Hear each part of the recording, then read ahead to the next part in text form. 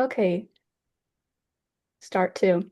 Hi, everyone. Thank you for joining us today. Today's topic is the mental health components and team approach in Our Care and Choice Act, the Oahu and Neighbor Island perspective, and this is a presentation by Hawaii End of Life Options. Today's session will run for an hour and a half from 1 p.m. to 2:30 p.m. Hawaii Standard Time. My name is Melia Schneck, and I will be your facilitator for today's training. I first want to take a moment to thank the organizers of today's training. Makamai Namahoe also facilitated with this. She's currently absent from today, but she is watching in spirit. And we also want to thank the Hawaii Public Health Training Hui Steering Committee. First, want to give acknowledgement to the sponsors and partners for today's training who provided today's credits. This program is approved by the National Association of Social Workers, the Hawaii chapter, as well as the Western Region Public Health Training Center, and Joint Accreditation and the Public Health Learning Network. For today's training, we are offering the following credits: Certified Health Education Specialists, or CHES, Registered Dietitians, Licensed Social Workers, including Licensed Clinical Social Workers, Nursing, and Medical. Today's training will run for an hour and a half, and we are approved for 1.5 credit hours. If you are interested in receiving continuing education credit for today's training, I'm going to ask that you please complete your evaluation survey by November 19th. I will be sending a link to complete the survey in our Mahalo emails, which you'll receive after this training. These emails will be sent to the email addresses that you used to register for today. And if you'd like us to send it to a different one, please feel free to reach out to me at melia@hifi.org. And if you joined us by phone today, please email melia@highfive.org with your name and your phone number used so I can make sure you receive your evaluation survey. If you complete your evaluation survey, you can expect to receive a certificate by me by December 3rd. But if you don't, please feel free to reach out to me again for any missing certificates. Lastly, just want to cover a few Zoom housekeeping rules. All participants are muted with their cameras off upon entry. For all questions, please utilize the chat box or the Q&A box located at the bottom of our screen. We will be keeping track of questions and we'll be pitching that to our presenters at the end of the training. This webinar is being recorded, and the recording and the PowerPoint slides will be shared with all participants. And with that, I would like to kick it off to our presenters.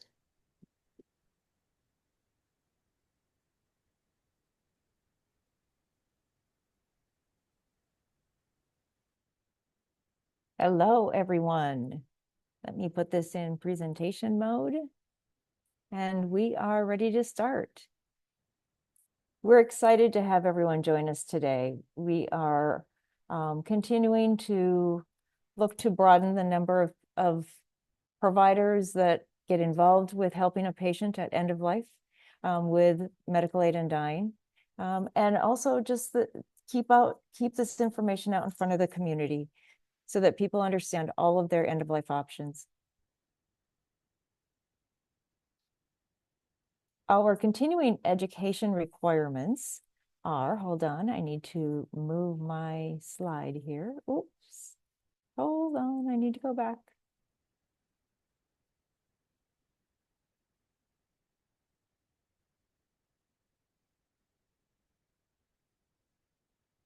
Hey, Malia, I need to get to just the slide and not all the presenters. Can you help me with how I do that? Because I'm getting... At the top, there's a section for webinar and one for Karen Ireland's screen. Do you see which one that's highlighted for you? Hold on. Hide thumbnail. There we go. Now let me get back to the slides. Sorry, everyone. Our continuing education requirements describe at least one requirement of the Our Care, Our Choice Act, describing the mental health evaluation process. Again, this is really focused this time on the mental health component of the Our Care, Our Choice Act. Describe the assessment for informed decision-making and competency. And finally, and probably the most important, understand the roles of the licensed clinical social worker and the end-of-life doula, two very, very key providers as a part of this process. Our presenters today Dr. Charlotte Sharfin. She's an independent physician on the Big Island. She has helped us over the last 5 years, many, many ways, and has some great experiences that she'll be sharing today. Jody Shaw is our licensed clinical social worker. She's with Kaiser Permanente, and has had probably 5+ years of helping patients with medical aid and dying in the Kaiser system. Lou Larkspur, another LCSW, is on the Big Island. So we'll have a nice opportunity to have a focused conversation about what happens on Oahu and what happens on neighbor islands with these really critical issues and often complex servicing. Joy Rodriguez is joining us today. She's an end-of-life ally. You might recognize her. She's often been used the term doula as well. End-of-life ally is a broader scope of the type of work that she does with end-of-life care. And then Susan Amina is our retired nurse practitioner from Kaiser. She's now working a lot with us with Hawaii end-of-life options, and she's going to be our moderator today. So we have some polling questions here. Malia, how is this going to work? I will be launching a poll and our folks can answer. Okay. There are 4 questions to this poll, and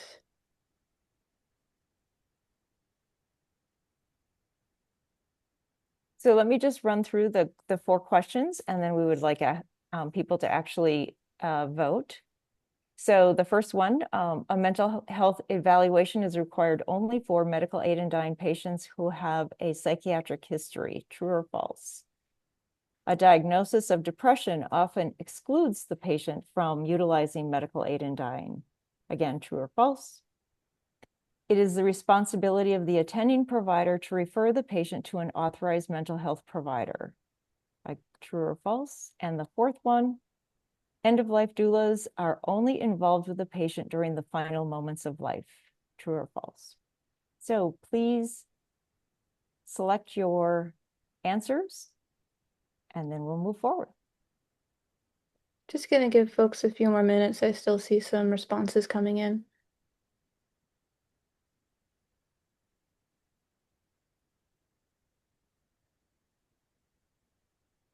Okay, looks like we have about 75% of folks who've answered. So I'm gonna end the poll and share the results with you all. Please let me know if you can't see this. Okay.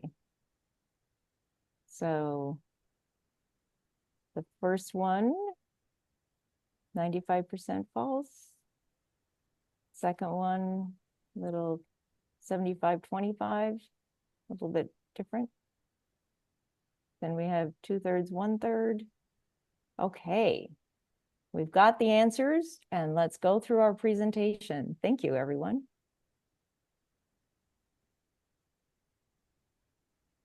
We're going to start today with a story from Jody. So Jody, can you help us? Tell us the story. Hi, everybody. Good afternoon. My name again is Jody Shaw.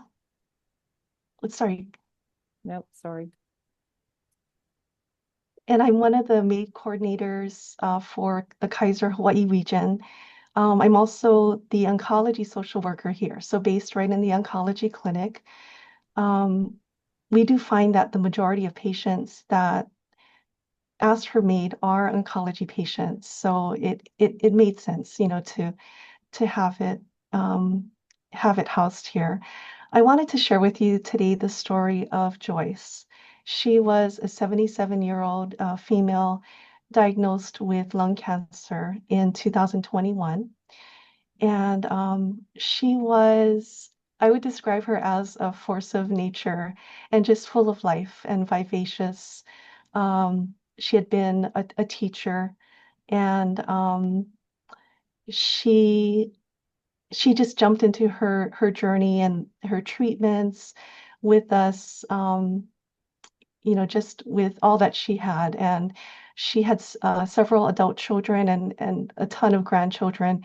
And the grandchildren are, you know, what really gave her joy and made her laugh, and was a purpose for her doing, doing all of these treatments, even though it was challenging for her. J- Joyce did have a mental health history of major depressive disorder, and she shared that freely. And but she had about 15 years earlier sought treatment and went through counseling and really worked hard on self-care as well. So she, recognized she had this condition, but she felt, it was under control and not affecting her life. So for Joyce, so we helped her to go through the process, connecting her with the attending, the consulting, as well as a mental health provider. So for her case, we worked with one of the psychologists that we worked with, and he did.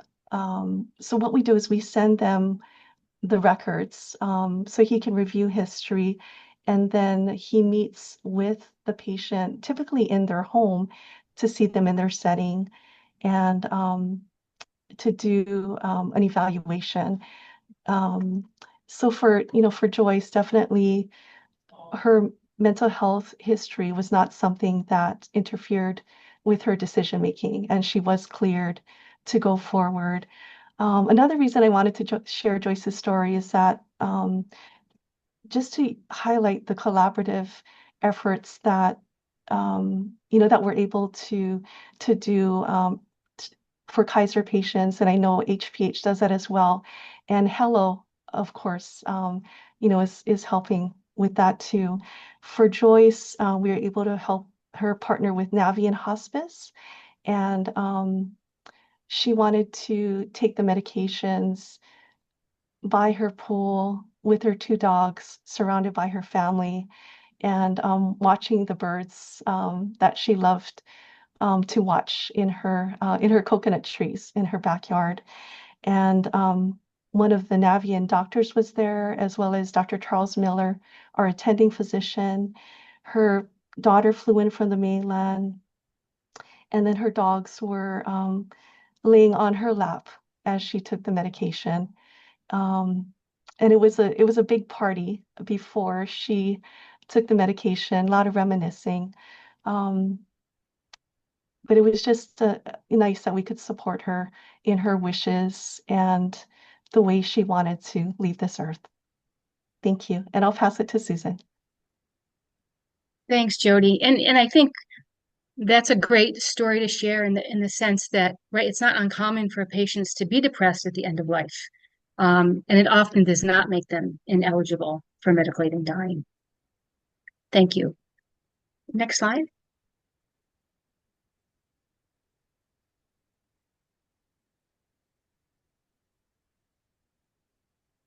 So just a couple definitions.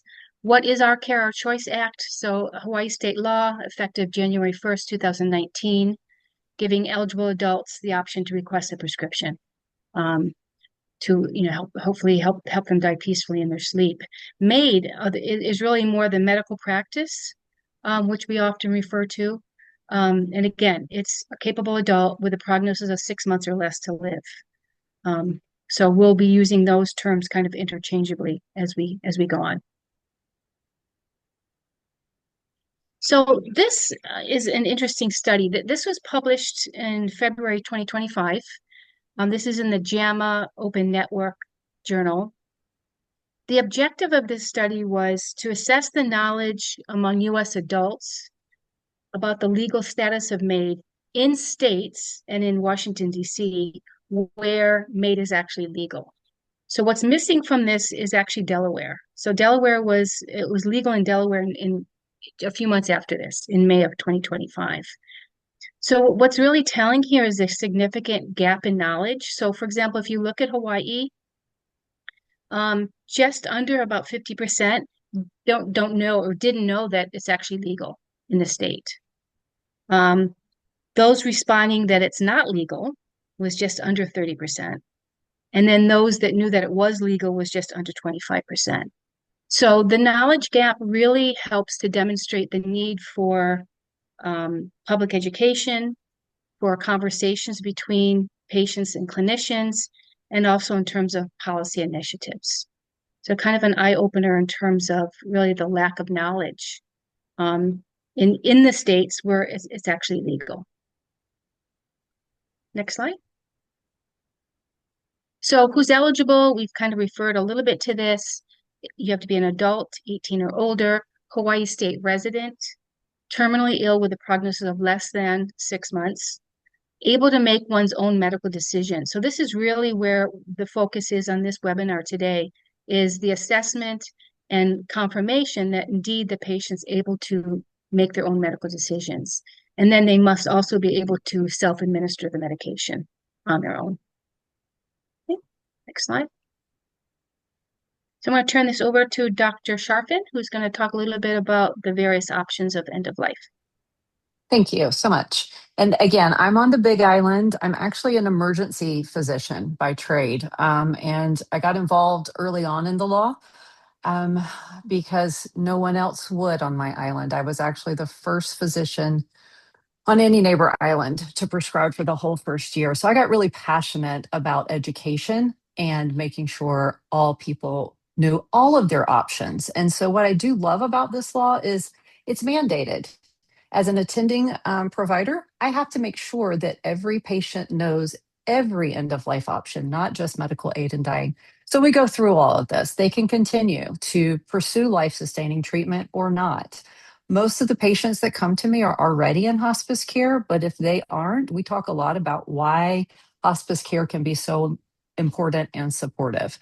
A lot of people don't know about continuous deep sedation, so we talk about that as a possibility, but it's also something they have to bring up with their hospice. Voluntary stop eating and drinking, that's anybody could choose that option.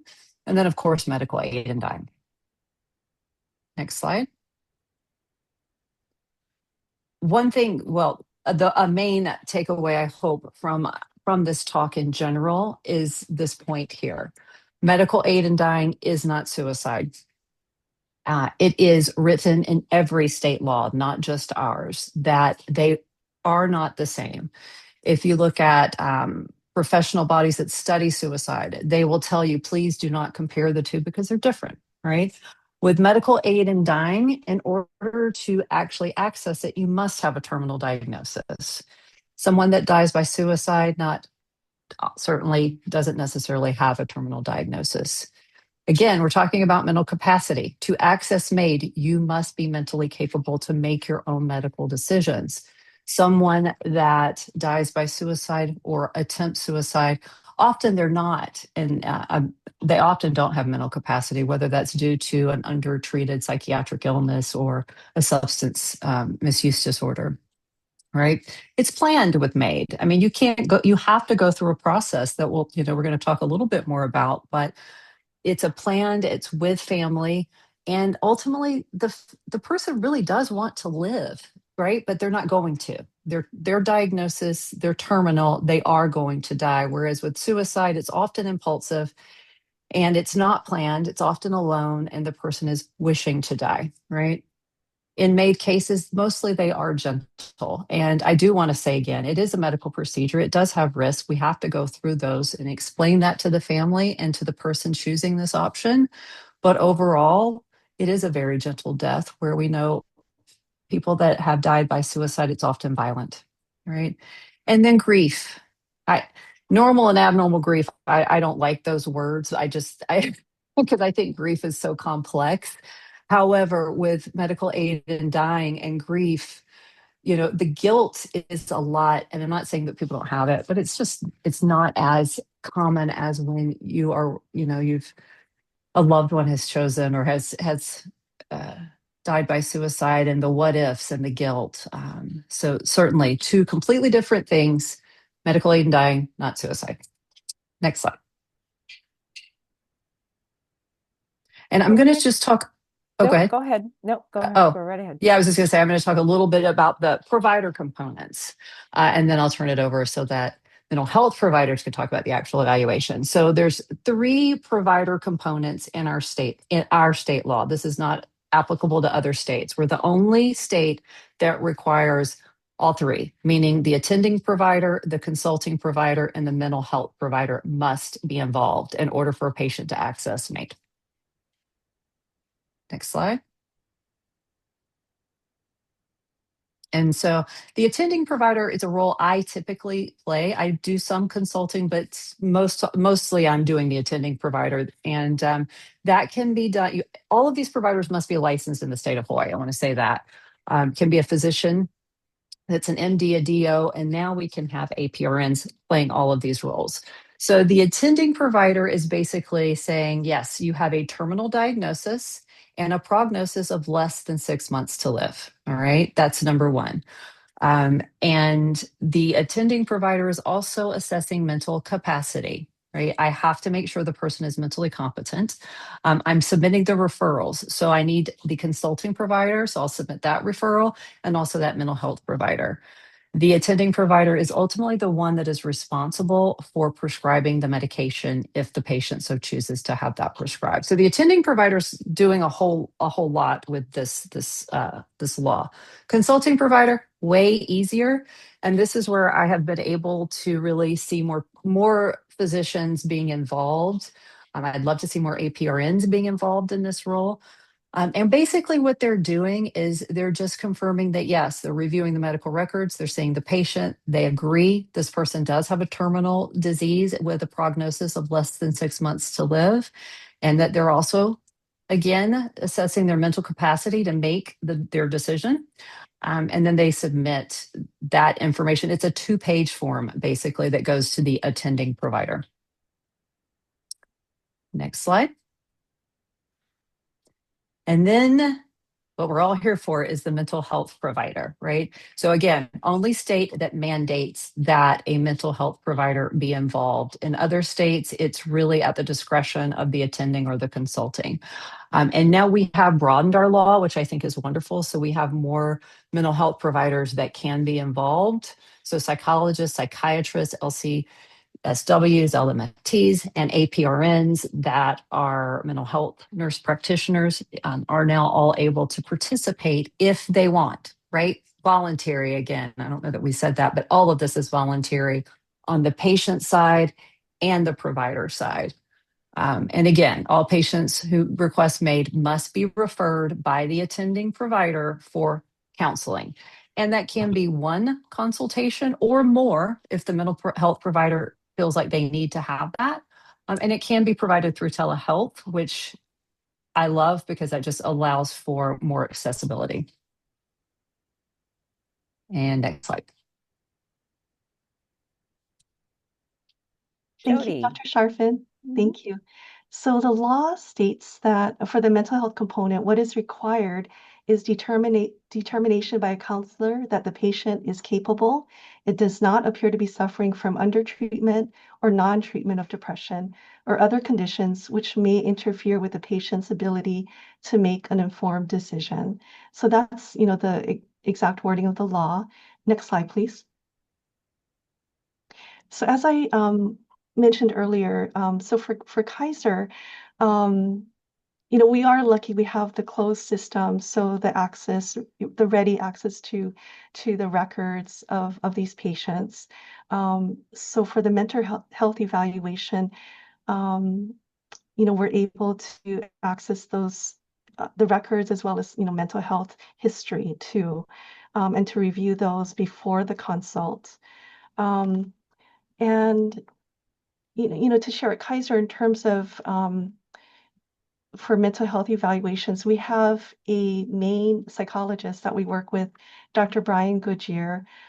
He's done over, I believe it's 250 consults since 2019. So, we can't thank him enough. He's really developed this process for us. And then he provided training to myself, as well as another psychologist that we brought on board. So for Kaiser, we're lucky in the sense that we have these, there's different doctors and providers that are readily available for the process. And we'll talk more on that, after Lou talks and the contrast with other other areas.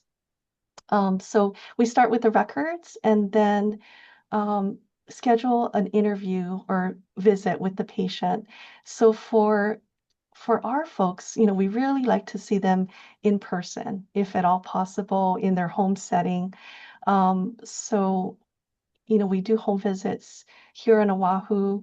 For neighbor islands, we, try to use a video visit as much as possible so we can really see the patient, their expressions and their body language to help with our assessment. Um, the interview includes doing a mental, status examination, and if needed, also talking with family members as well. There is a form that needs to be completed, the counseling provider statement of determination, which is done after and then sent to the attending physician, or in our case, to the navigators. And then the mental health provider does a clinical report to be put into the patient's medical record. Next slide, please. So I think, all of us do this, and we really find that it's always beneficial to start by just being present with the patient and talking story, building that rapport with them before you jump into, these questions and about what year it is or who's the president, before getting to all that stuff. Really try to just sit there and talk story with them, get to know them. And I always like to ask why they're considering this option and really exploring that, and then touching on all those different options that Dr. Sharfin mentioned as well, making sure that they know that hospice, we always recommend hospice hand in hand with this option. But just really exploring, establishing that connection, asking them about their family, their life history, what's most important to them, maybe their fears and worries, as well as, what are their hopes for this last chapter in their life as well. And really acknowledging the significance of this decision to request MAID. We've seen that family members are usually very supportive of these patients, but they're so conflicted, in their support. And then we see that in the patients as well. And we can see they're struggling with that. So touching on that too. So I think, we really, as social workers, I think we're well trained to do this work, and to really, be there with the person and looking at them in their whole environment as well, and all the things that make them who they are. We then explain the purpose of the mental health consultation, why it's required, and then we're going to go forward and assess their cognitive functioning, decision-making capacity, and emotional functioning. And I'll hand it over next to Lou.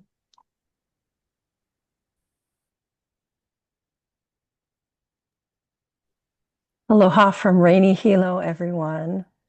My name is Lou Larkspur. I'm a licensed clinical social worker, mental health therapist in private practice with Sunrise Counseling Services, LLC.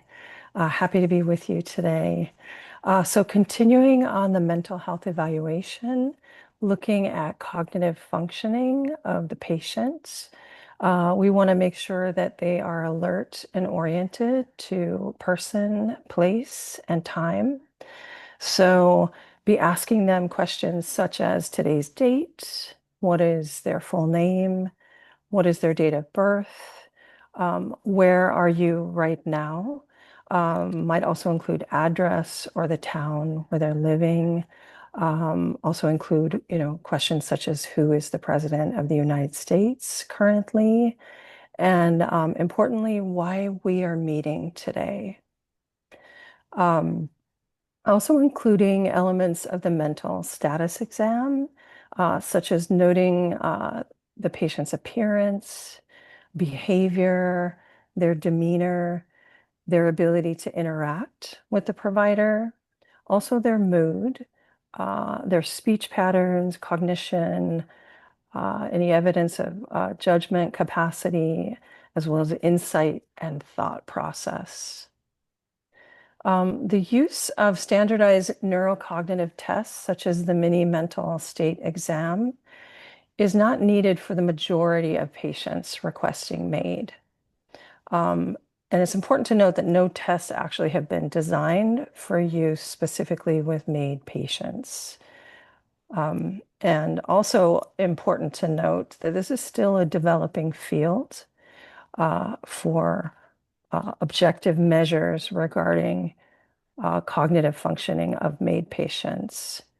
And standardized testing can really be unduly burdensome for terminally ill patients, especially depending on their physical condition and their social and practical supports.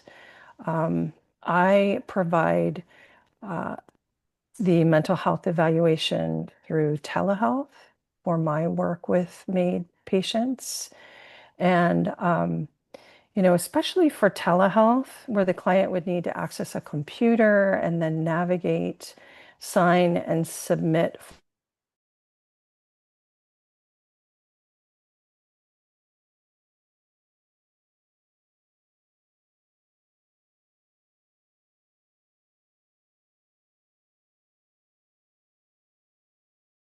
family members that are in the home environment supporting the patients.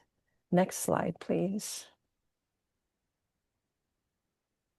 So looking at decision-making capacity for our patients, and that's essentially the capacity to make an informed medical decision, and it requires the following 4 functional abilities. And I'm going to go through each of these. So understanding, appreciation, reasoning, and communication. So understanding addresses the ability to comprehend relevant information, including the medical diagnosis, the recommended treatments, alternatives, and the risks and benefits of each of those. Appreciation entails the ability to grasp how the information applies to one's own situation and the potential consequences of different choices. It includes understanding that the decision is consistent with one's own values and goals. For instance, a patient might really like to reduce suffering from acute pain at end of life as their disease progresses. And so their choices would reflect those values and priorities for them. Reasoning speaks to the ability to use logic to weigh the risks and the benefits of the choices before them. And finally, communication is the ability to express a choice, whether verbally, in writing, or through other means. And really, this is a question about, can the patient make their medical wishes be known? And I'd also like to note that mental capacity fluctuates. Cognitive abilities can fluctuate from day to day or even hour to hour for medical aid in dying patients, especially in those experiencing mild to moderate dementia. And the mental health clinicians assess capacity at the time of the evaluation. It's really a point in time snapshot of the patient's cognitive capacity at the time of the evaluation. And it's also important to note that up to 45% of hospice patients had a diagnosis of dementia, either primarily or secondarily. And having a diagnosis of dementia doesn't necessarily rule out mental capacity to make one's own healthcare decisions. Mild dementia, often the patients can understand and express preferences. Moderate dementia, looking at sometimes they can understand and express preferences, and they might need a little extra time repeating the questions, some additional support from family members, or simplified explanations during that process. Those who are experiencing severe dementia rarely are able to demonstrate full capacity, although they still may be able to express comfort, discomfort, or simple preferences. Next slide, please. Emotional functioning. So we're going to be reviewing mental health history per patient report and or medical records if the medical records are available. Going to be assessing current psychological status per patient report, behavioral observations during the evaluation, as well as the mental status exam, and the clinical mental health assessment that occurs during the evaluation. Consider screening with the PHQ-9, keeping in mind that mild depression is not uncommon at end of life. And I wanted to talk a little bit more about this today. The prevalence of depression in palliative and terminally ill populations can range from 24 to 70%. A lot of that variance really is about how they're testing, if they're screening or if they're actually doing a full comprehensive evaluation for depression. Also, the variance can be accounted for the setting that the patient is found in, whether they're in a home, they're in a hospital, they're in a facility. Depression can also be associated with worsening pain and decline in physical capacity and independence. And somatic symptoms of terminal illness, including fatigue and loss of appetite, can actually overlap with depression criteria, making assessment tricky in this population. Next slide, please.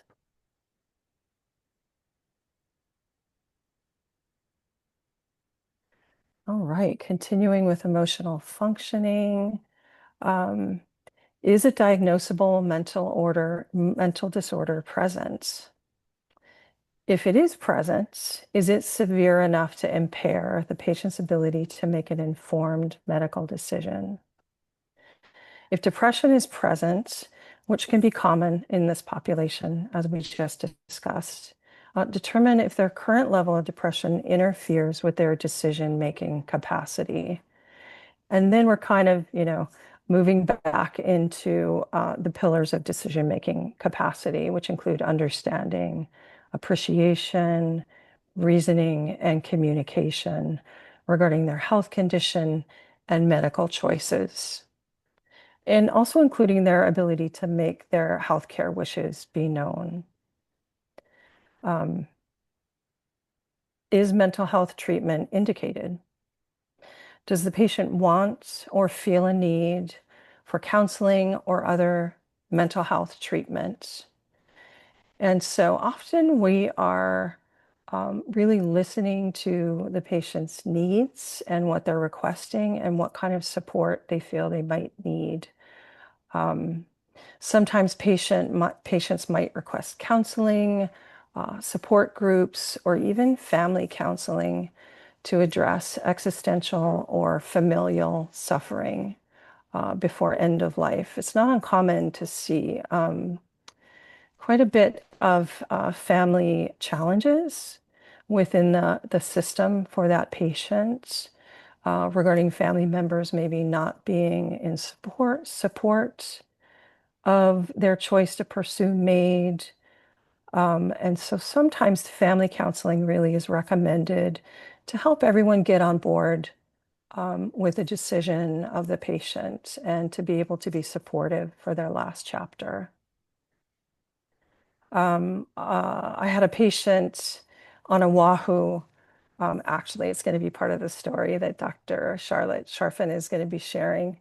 And And she requested assistance in locating an online support group specifically for terminally ill cancer patients. She knew exactly what she wanted. She didn't want any support, any, particular support group for hospice patients. She wanted end of life for cancer patients. And I felt really fortunate I was able to find a support group for her with her particular needs on the continent that she could access via Zoom.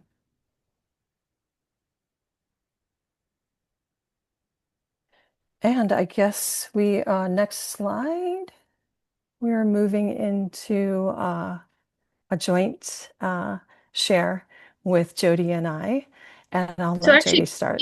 if I can just interrupt, before we go on, I think a question came in, Lou, that actually might be a good time to answer this. Okay. And the question is there a specific CPT code that needs to be used for the mental health evaluation? Can you help answer that? That is a good question that I do not presently have an answer for. Okay. Yeah. Patients that I work with are not utilizing insurance Okay. for the evaluation. Okay. Jody, would you happen to know? No, sorry, I am not involved on the billing side. Okay. So Janet was the one that asked that. Janet, we will do some investigation and get back to you on that question. Thank you. Okay, I'll turn it back to Jody and Lou. So I think we put this slide in. We just wanted to highlight some of the differences between, especially Oahu and the neighbor islands.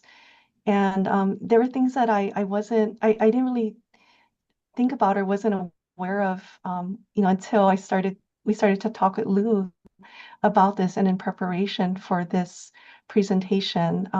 So, again, for Kaiser and Hawaii Pacific Health with Michelle Cantillo, we have navigators that walk patients through the process and, including setting up all the different consults and the mental health consult and connecting them to the providers. So the patient does not have to worry about that. We take that on for them to help, get them through the process as smoothly and quickly as we can to support their wishes. And then we also have access to, the records and the mental health records. So we provide that to whichever mental health provider who will be doing the consult. So they have all that background to review before they talk to the patient. And then I just want to share as a navigator and a social worker, it's an amazing opportunity to help patients at this very sacred time in their lives when they're very vulnerable um, and really supporting them through this process, through maybe some life review and legacy building as well, if you have the opportunity, but then also really partnering with the hospice if they're involved and their team and social worker as well to support patient and family. So I think for us here, it's a little bit different, since we're acting as a navigator and sometimes doing the mental health consults and in a closed system. But maybe I'll stop there, and if Lou, you want to jump in and contrast that. Sure. So I am an independent provider, and we really practice a lot more independently.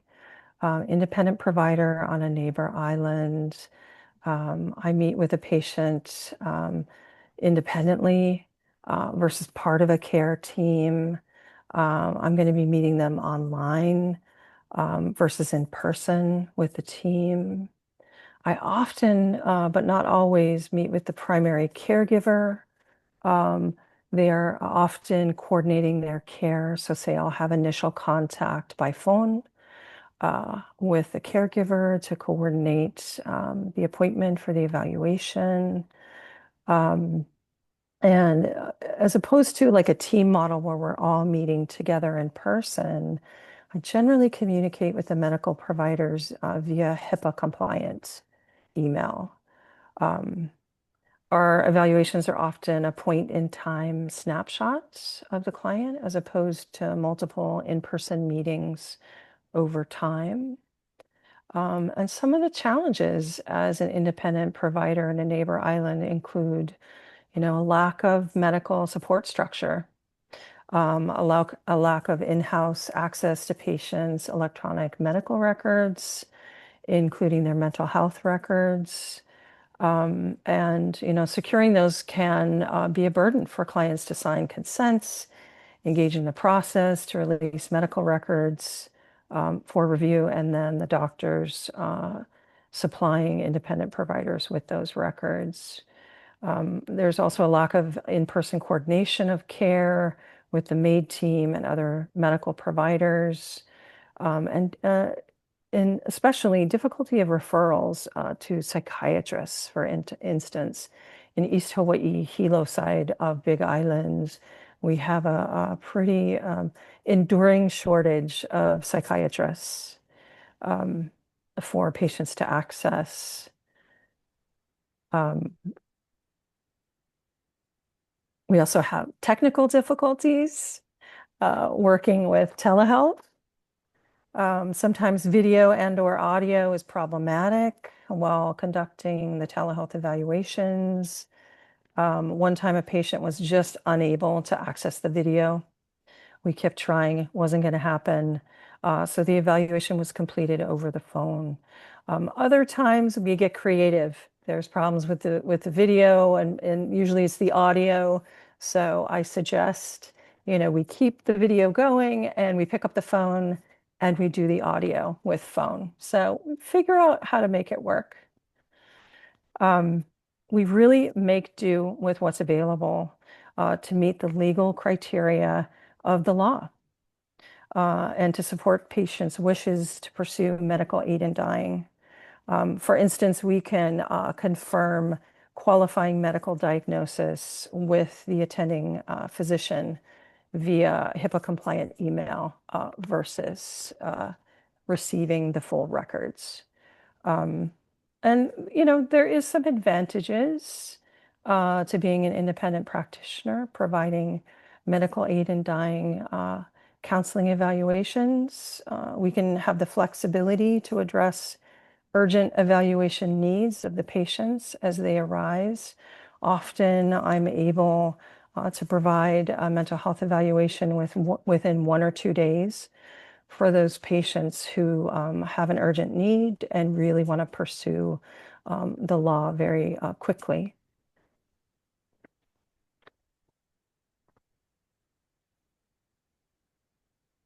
Great, thank you. Thank you both for that contrast.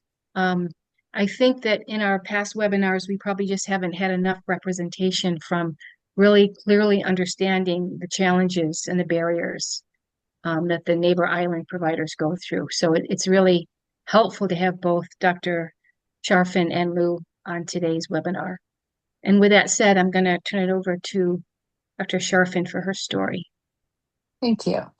Before I start my story, I do want to acknowledge Lou and thank her publicly and personally. If it wasn't for her, a lot of my patients would not get the quick access that they do. So she has been incredible in supporting patients on our island and other islands, as my story is going to share. So you can go to the next slide. And this is a different patient I think you're thinking of, Liz. So anyway, I chose this because most of the mental health evaluations are extremely straightforward.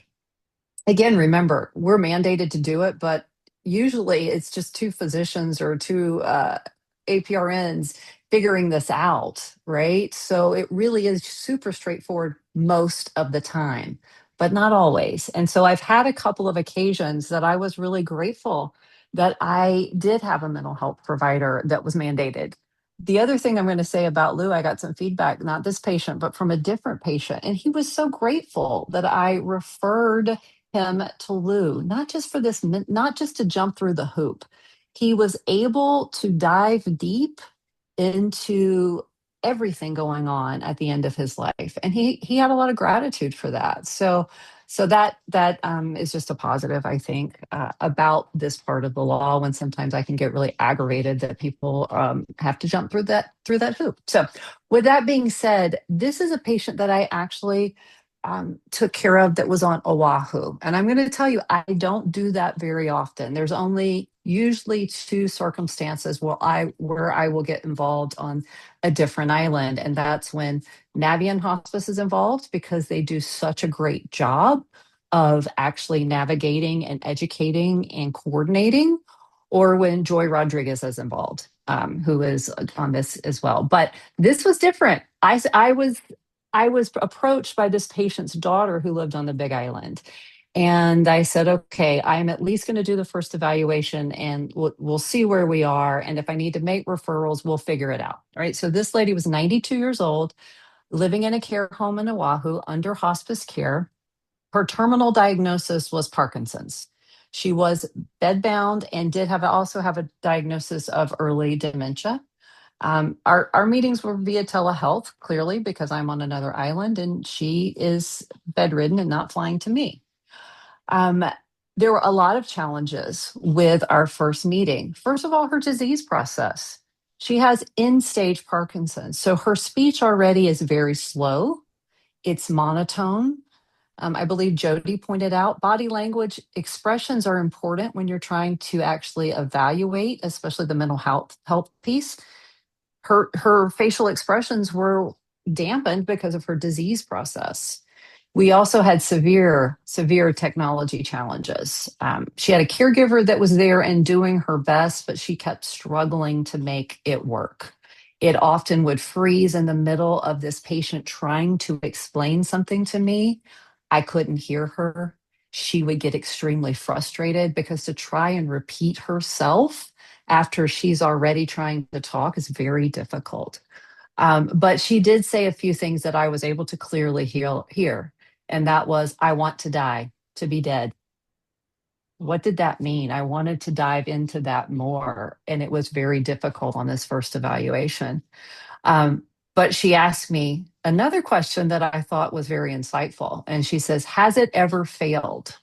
Is it painful? So I knew she was thinking about this. She was trying to, she was thinking about, what did this mean? What was this process, right? And we kind of struggled through that first meeting. Her daughter was on the meeting, and she was able to see and hear everything that was going on. And after we got off the telehealth meeting, I met with the daughter, and we both were. I wasn't sure. I felt in my heart she probably was competent, but I could not say 100% at that point that I felt that she was. So that's what I told her daughter. I'm not sure.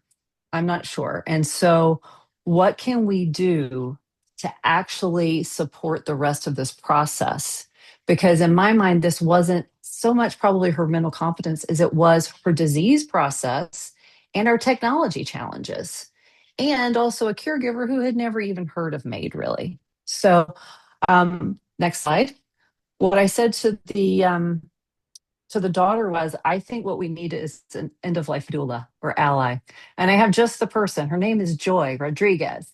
And she goes, oh my, I've actually spoken to this woman many, many months or so ago. So she was open to having that support. And in my mind, that was the key to this. Was I knew Joy very well. I knew she would go in and do an extremely wonderful job, just being able to, one, assess the patient herself, educate and support, and make sure our technology worked. I also knew that whoever was going to be the mental health provider and the consulting provider, they were also going to need Joy, right? So we came together to be able to create a team that was able to support this lady. And I'll tell you, my next meeting with her was completely different, right? So Joy had created this really calm, steady space for her voice to really come through, right? She was in a comfortable space. She was clear. Lou had already seen the patient, and she gave me some feedback about her humor. And I'm like, wow, I didn't see her humor in that first meeting. But boy, did I get to see it in the second one. When I came on the screen, she's like, I remember you, Mrs. Doubtfire, with your funny hair, your crazy hair. And I was like, oh, gosh. And then she's like, no, you're more like Judy Garland. And she had me laughing off the very beginning.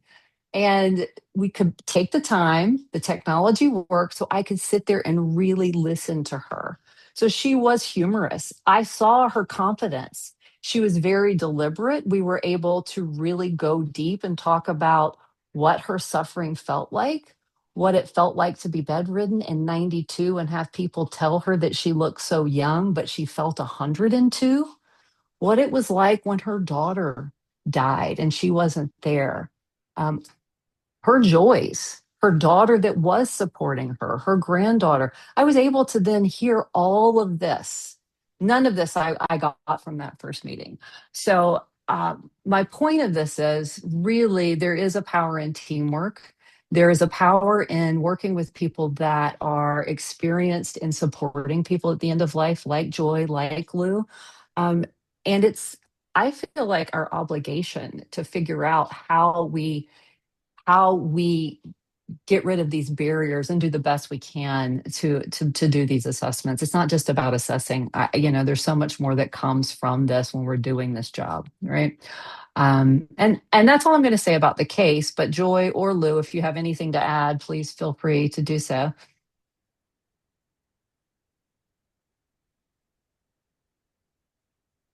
Or not. Thank you. Thank you, Charlotte. It was, this lady was really a fabulous human. And when I talked to her daughter about this webinar, her daughter was moved to tears that her mother would be so well represented. And so thank you from me, and thank you from the daughter too. Great. Thank you, Dr. Sharkin. That's a great example of how complex these cases can be. And yet with extra effort, you can really tease out, what's going on with a patient. This slide just talks a little bit about hospice involvement in MAID. So, as you all know, hospice is really plays a vital role in end-of-life care. And all of these hospices, there's 11 in the state of Hawaii, will support the patient with end-of-life care. In terms specifically their involvement in MAID, 6 of the hospices will be at the bedside. They won't necessarily participate, they won't mix the meds, but they're willing to be at the bedside. There is one hospice, and I will name it because I think it's important to know, and it's Kaiser's Hospice, because not everyone has access to Kaiser. But Kaiser's Hospice does allow their providers to be the attending and the consultant. So that's where the one hospice sits. And again, it's, the hospices pretty much across the board. None of them really will initiate the discussion of MAID unless the patient brings it up. And then none of them actually mix the medications.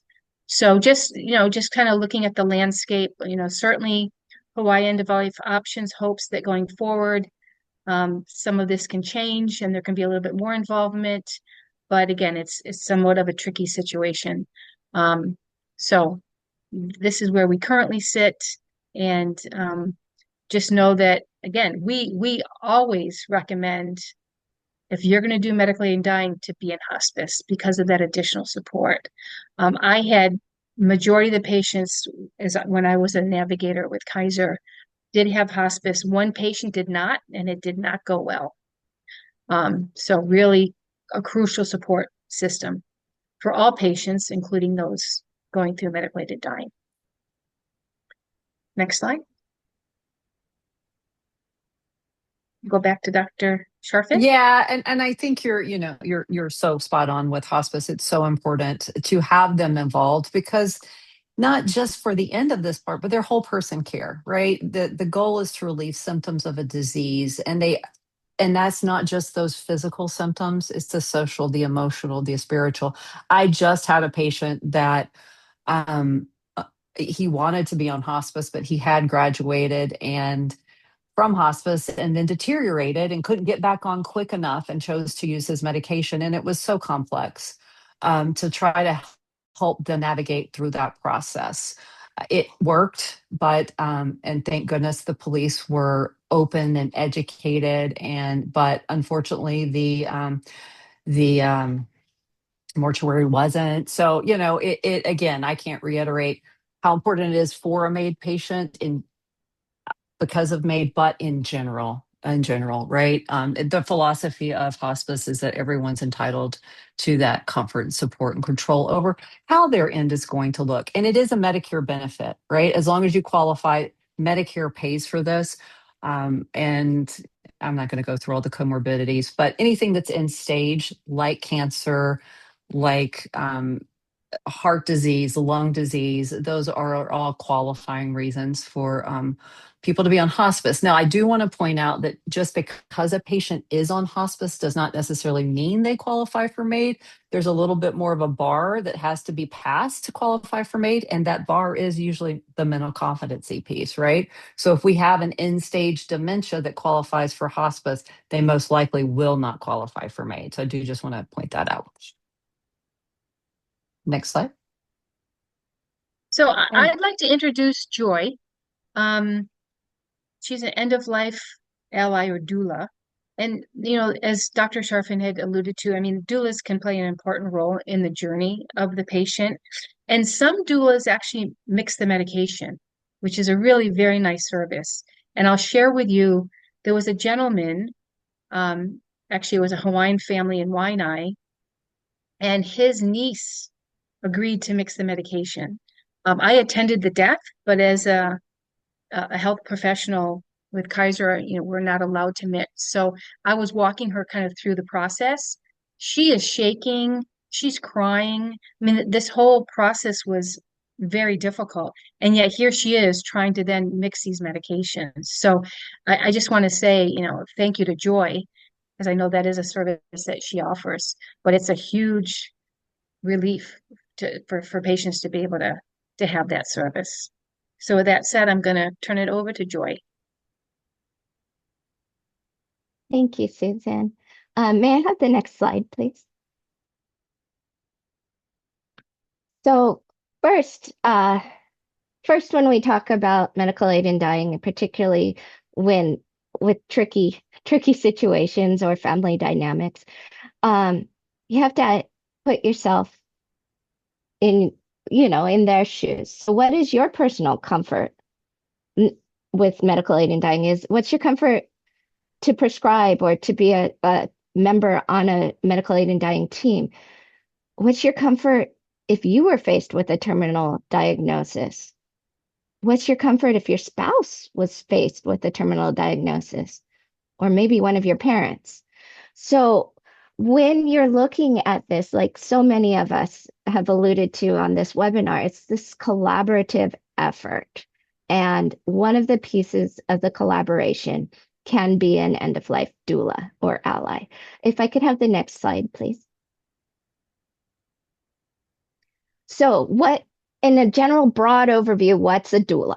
A doula is someone that's non-medical, and there's someone that is non-licensed, and there's someone that is generally speaking working outside of medical care systems. Sometimes we've seen a lot of hospices getting doula training certifications. But the thing to remember, staffing to have that. A thing to remember about end-of-life doulas is that they are a supplement, not a replacement for hospice or any of the medical teams. So they are not doing the job of hospice. They are doing something different, more, and collaborative with. Some doulas get involved with medical aid in dying, and then they lift the burden held by the family of navigating, of handling and mixing that self-administered life-ending medication. Doulas also work on legacy projects and pretty much, I think, across the board, and anticipatory grief support and bereavement support. I wanted to circle back to the idea of that self-administering of the life-ending medication. So everyone must self-administer medical aid in dying medication. This is a requirement of the law. But they are not required to take that powder and mix it into a vessel with some liquid. And that process is very easy physically. Kaiser worked really hard to make sure that they, along with everyone else, makes this process easy and doable for non-medical professionals. The problem is it's a very heavy burden emotionally, as Susan alluded to, for someone who's entrenched with their loved one. And let's face it, if you love someone, you really don't want to see them go away from you. You're supportive of your person and of their choices. But for yourself, of course, you'd rather keep them forever, the way they were without their terminal diagnosis. But that's just no longer the case anymore. So that's why having someone who isn't as tightly interwoven in the family dynamic is really a benefit to that end of life experience. May I have next slide, Pete, please? So now I'm going to talk specifically about doulas that you may choose to utilize for your team, specifically for medical aid in dying. There are a lot of really great trainings available that give certifications. Dr. Charlotte Sharfin has one, and I hear it is awesome. A Sacred Passing, who sponsors one of my bereavement programs, has one, and it also is really in-depth and awesome. Enelda, University of Vermont, there's several out there that will give people the opportunity to be certified as an end-of-life doula, or in my case, I got certified as an end-of-life educator. But none of that can prepare a person to walk beside someone who, no amount of classroom training is going to prepare someone to walk beside someone who is going through this medical aid in dying process. It takes training and mentorship, and I think that is really crucial to end-of-life advocates who are walking the path beside someone who is dying using medical aid in dying. So one of the ways that you can see whether someone is a trusted advocate or a trusted ally is to, talk to your community, right? In your healthcare providing community. That's the number one, I think, best way of doing things. Then the other thing you can do if you're just starting to build your community is reach out to the Academy of Aid in Dying Medicine, who used to be called ACCME, and they do vet doulas, and so they could tell you whether your person that you're interested in is vetted or connect you with someone who has been vetted by them. And reach out to Hawaii End of Life Options. That is also another way of being able to find a doula. So once again, we are bedside end of life attendants, and the most important thing to think about having a doula on your team is we are non-medical and unaffiliated with any healthcare organization or hospice. So our box doesn't have to be this. Our box can be this. Okay, next slide. This is one of my clients. His name is Mickey, and these are all his quotes. I'm going to let you read his quotes. And he lived outrageously and he died outrageously. And in fact, he felt so strongly about teaching about end of life that he created a Spotify podcast that Mickey is dying. And his best friend said it should have been Mickey is living. And he lived his dying like you couldn't believe. And he said to me, Joy, I love my body. I love my life. I love everything about this. And when I can't work out anymore, I'm going to be done. Like I work out 7 days a week. I do it often twice a day. gym life is my life. And if I am either dancing at the nightclub or I'm at the gym, and that's what I love to do. And when I can't do the things I love anymore, I'm all done. That's it for me. And he did have a qualifying diagnosis and a prognosis of under 6 months. But we found that that line kept kind of moving a little further away. Well, maybe I can't dance every night anymore, but if I can get out there once a month, I'm okay. Well, my gym life looks a little different than it used to. But, as long as I can use he had a walking stick, he named it Poella. It would walk along with him. And he goes, as long as I can go with my walking stick to the gym and give the guys advice, that's me working out. And so that line moved for him. It moved so far, in fact, that it became time when he did decide it was time for him to take his medications, that he's reached the point that he no longer felt that his quality of life was sufficient. He needed to have new medications issued. And here I would like to talk about the collaborative effort that Mickey brought to the table. He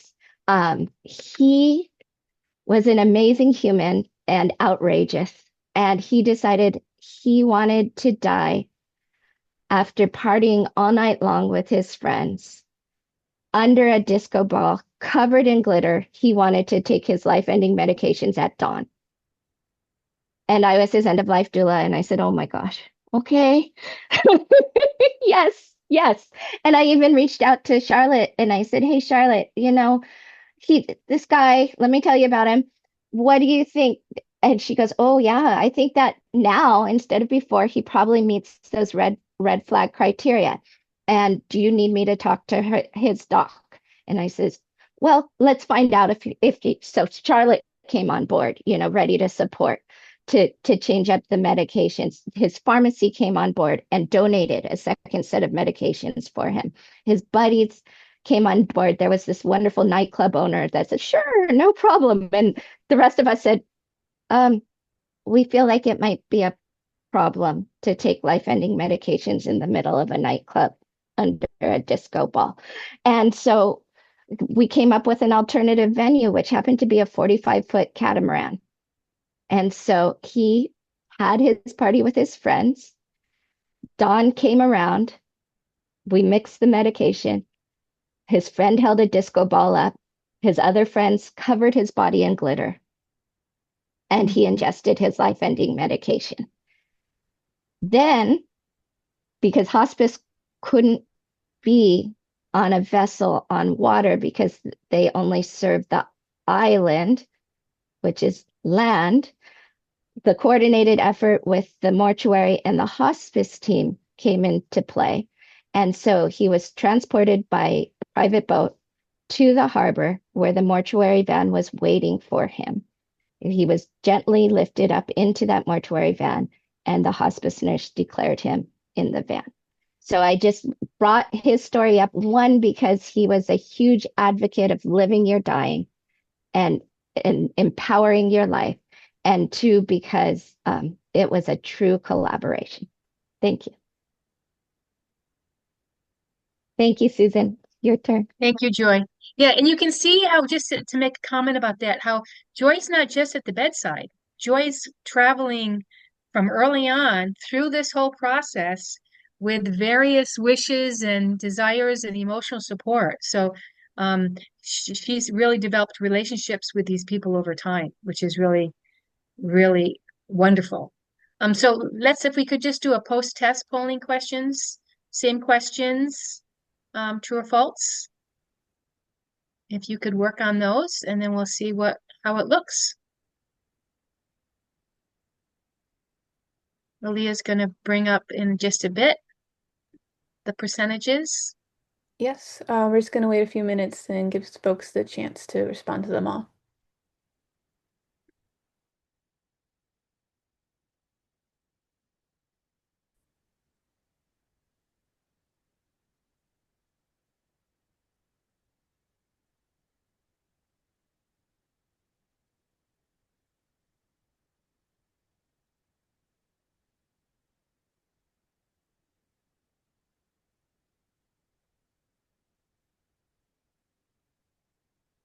And I can share that the majority of you on that pre-test actually did very nicely.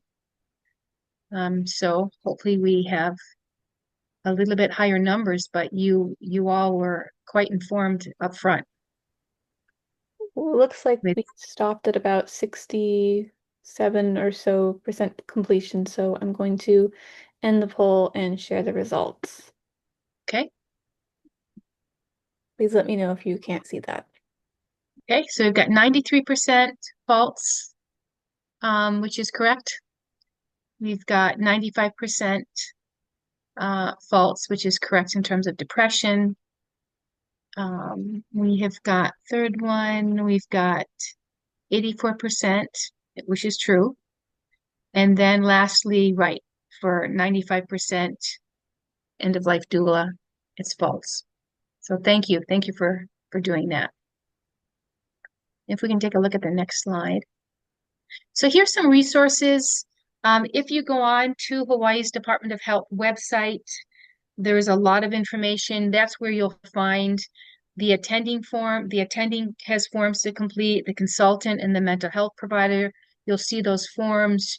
You'll see the whole timeline in terms of eligibility process.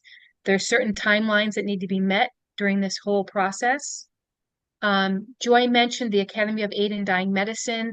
This is a great website, has got courses you can take. It's got information for all the providers, for the social workers, for hospices. It actually has a hotline for clinicians to call in with questions. They produce a journal that's online, so some really good articles. So I would highly recommend taking a look at that. Compassion Choices, right, which you may be familiar with, is a national organization that was really critical in Hawaii helping to pass the law. Since the law had been passed, they've kind of moved on to other states to help those states that are not yet legal. And that's where Hawaii End of Life Options is kind of picked up and is doing some of the work that Compassion Choices is doing in terms of patient education, provider education, patient support.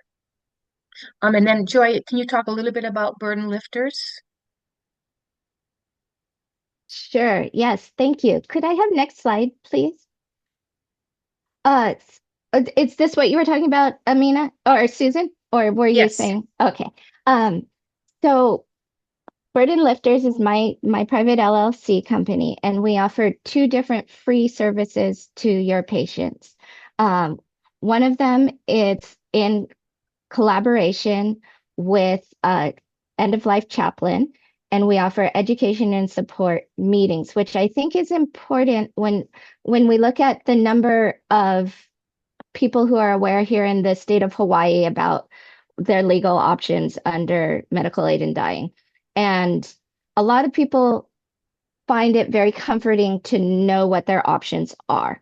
Also, there's that time period when they've qualified for the law, but they're not ready to ingest. And there's a lot of big feels. There's a lot of big feels. And sometimes you have enough time to be able to go and have community support. And so we do offer that. And we also offer a bereavement group for loved ones of those who have utilized the law. Like we alluded to, there is some complicated grief with the idea of handing the cup to your loved ones or taking an active role in the process in which they die. And sometimes people find it useful to talk that through. Also, they find useful, which I think is why we have so many repeat people, is they find it useful to be in a shared Zoom space with others that have walked the same path.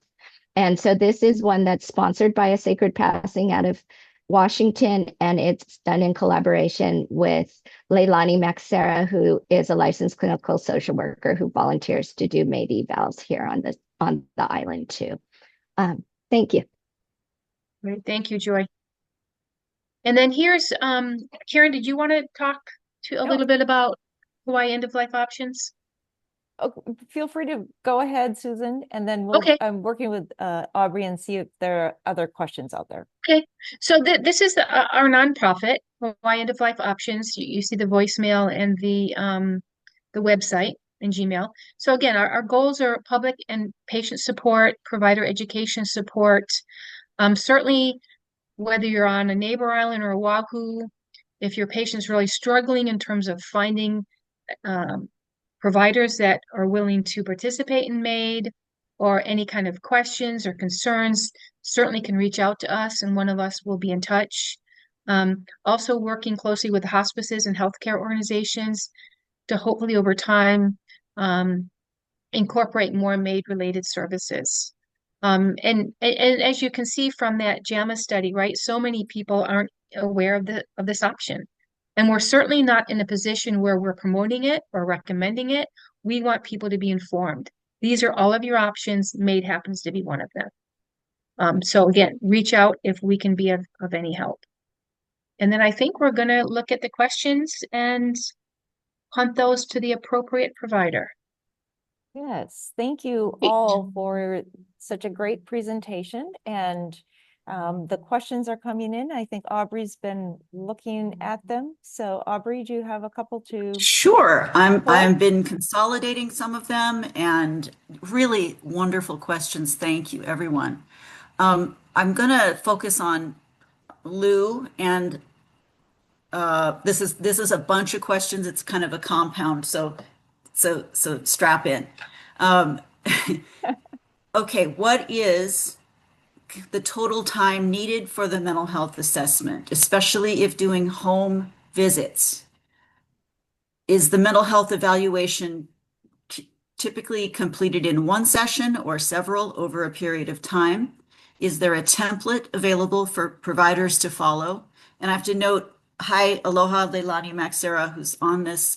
I think you might have a wonderful template. I don't know if that's something you'd be willing to share.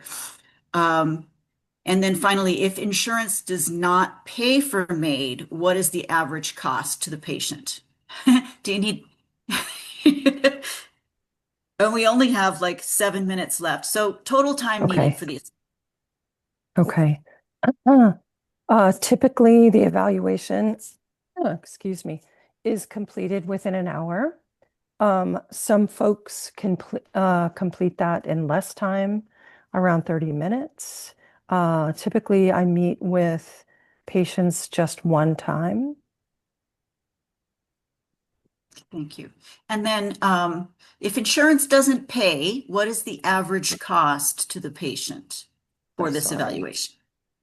The evaluation, so sorry, office dog. The evaluation cost like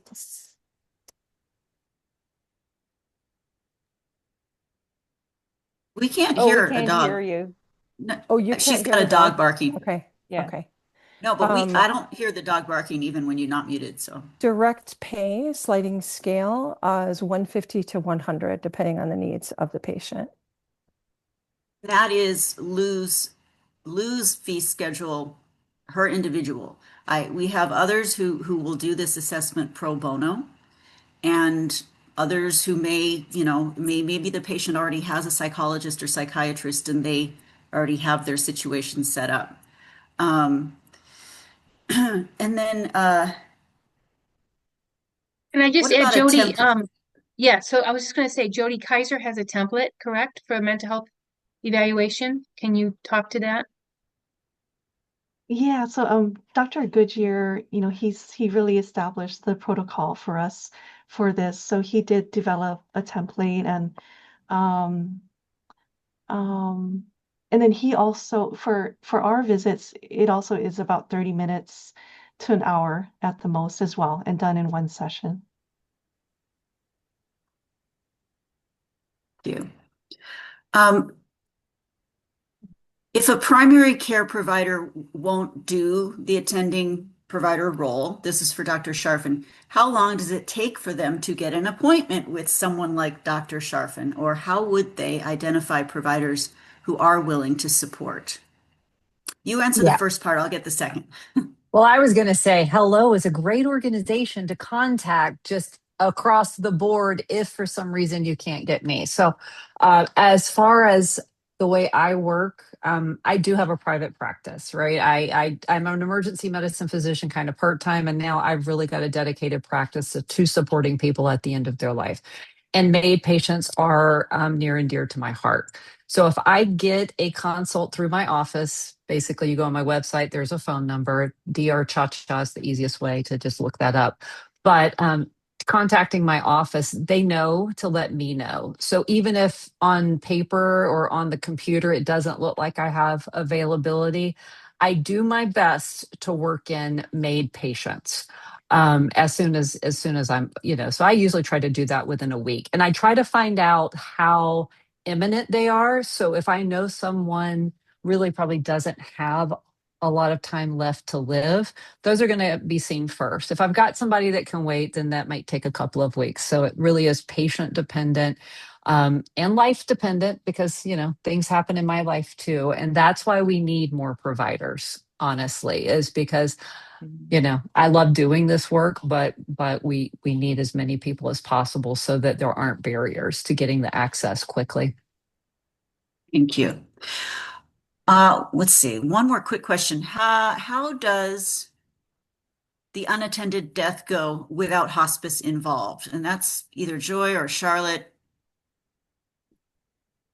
Oh boy. Okay. Well, I can speak to what just happened with my patient. I've had that happen only twice. And again, I've been doing this since we got our law. So every other time, every patient's been in hospice. And the first time this happened to me was early on. And the patient was in hospice, but then he fired them. And that was just him. And so basically I was attending there. So that worked out well because I wanted to be there because I knew this was going to be traumatic for the family otherwise. So I called the police ahead of time to find out what I needed to do and explain the process of what was about to happen. And his advice to me, which was great, was make sure you have all the paperwork there. Whoever shows up is not going to know anything about this law. And so once the patient ingested and died, I called non-emergency 911 to let them know. EMS came, they saw he was dead, and then they have to call the police and their medical director. The fact that I was on site helped because I could actually sign paperwork. But when they first got there, they really did treat me poorly and like I had done something illegal. Now, it turned into, instead of me going to jail, it turned into an education with the police officers. And they really did. They were like, wow, we never heard of this. We don't know about it. Thank you. Can you come talk to our police station? So in that instance, he was able to go to the mortuary because I was there. My last patient, which was just recent, I talked the wife through everything because I knew what was about to happen. She didn't want to tell the police that he had ingested. She didn't. She wanted to keep this to herself. And I said, that's really not a good idea because you're not doing anything. He's not doing anything illegal. So I said, but it'd be really good for you to have a doula on board that can support you because I was off island and I could not be there. And that's what happened. We got a local doula to come. I said, please have the police call me if they need me. And he did. And he was so good with the family and he was so understanding. And I was able to walk him briefly through it. And that went totally fine. It was, again, the mortuary, though, that they'd never had it happen this way. It was confusing. Ultimately, everything got taken care of, but it's, that's a burden on the family. That's really, really just to have to deal with police and all that kind of stuff after the person that you love dearly has just died. And that's what I had said to this wife. Do you think he can wait? Because we can get him back on hospice. It's just going to take a few days. And he was adamant. He had made his choice and she was at peace with that. But at least she did accept the help from the doula and I was on board in a way. But yeah, it's complex and I wouldn't recommend it. Okay, it's 2:30 now. Malia, do we sign off or? Well, I was going to ask Malia. Malia, do you want to just chime in with next steps for how people can get their information? And then before she does that, let me I just wanted to just ask the presenters if they can stay on after we disconnect. Sorry, Aubrey. Okay, and I just wanted to, I know there are a few questions we did not get to. We will be doing a recap of the Q&As and also answer those in a document that we'll send out to the attendees. Awesome, thank you. I'll just close off with a big mahalo to our presenters. I dropped this in the chat, but in case any of you missed it, if you are interested in pursuing continuing education credits for today's training, I ask that you please complete the evaluation form that will be emailed to you after today. It must be completed by the end of business day on November 19th. And after you complete your evaluation, you can expect to receive your certificate by the end of business day on December 3rd. But if you have not received your certificate by then, please feel free to reach out to me at melia@hifi.org. That's melia@hiphi.org. And we hope to see you at a future training. Mahalo. And I think we can stop the recording then. Bye-bye.